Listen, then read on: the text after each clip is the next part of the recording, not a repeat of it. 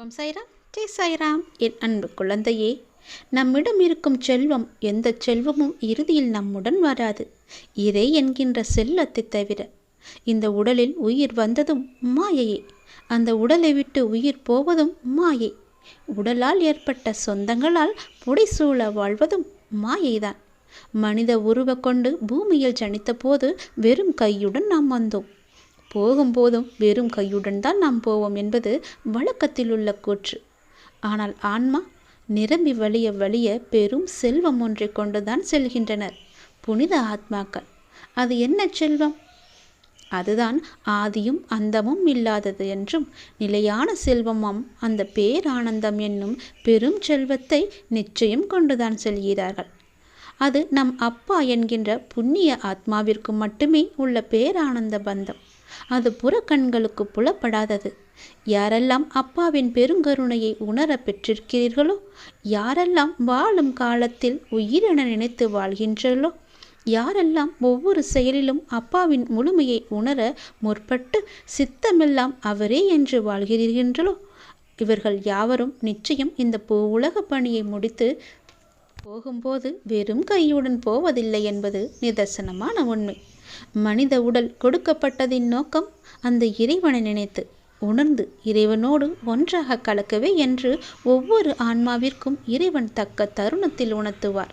அந்த உணர்த்தலை புரிந்து கொண்டு நீருள் மலர்ந்து வாழ்ந்தாலும் நீரில் ஒட்டாத தன்மையுடைய தாமரை போல செல்வ குவியல் பெற்று வாழ்வோரும், தேவையான செல்வத்துடன் வாழ்வோரும், நடுத்தர வர்க்கமாக வாழ்வோரும், வறுமையில் வாழ்வோரும் தங்கள் தற்காலிக நிலையில் தங்கிவிடாமல் இலக்கு ஒன்றாகத்தான் இருக்க வேண்டும்.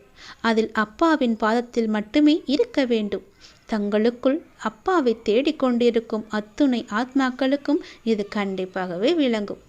நீங்களும் தேடுகிறீர்களா என்று ஒரு முறை உங்களை பார்த்து கொள்ளுங்கள். மற்றபடி உலக ஆயுத தேவைக்காக நினைக்கவோ உணரவோ ஆதாரம் கேட்போரிடமும் மற்றும் நிலையில்லாத செல்வத்தை மட்டுமே வேண்டுவோருக்கும் என்றும் மறைப்பொருளாகவே இருந்து விடுகின்றது. இது பாசாங்கு இல்லாத பக்தியினால் மட்டுமே பரமனை உணர முடியும். அப்பாவின் பெயர் என்ற பெருங்கருணையை உணர்ந்து வாழ்வோம். நிலையான நீங்கள் மட்டுமே என்ற உணர்வுடன் நாம் இருப்போம். அவரின் ஆசையுடன் பெருவாழ்வு வாழ்வோம். நாம் சாய்பாபாவின் வாழ்க்கை சத்திரத்தை தவறாமல் பாராயணம் செய்வது நமது மனதை ஆத்மீக குறிக்கோளை நோக்கி இழுக்கும். நமது எல்லா எண்ணங்களும் உணர்வுகளும் பாபாவை பற்றியே வட்டமிடும்படி செய்யும். பாபாவின் சத்சரிதத்தை கற்ற புத்திசாலியான ஒருவருக்கு தடையே உதவியாக மாறிவிடுகிறது என்பதில் எந்தவித ஐயமும் இல்லை.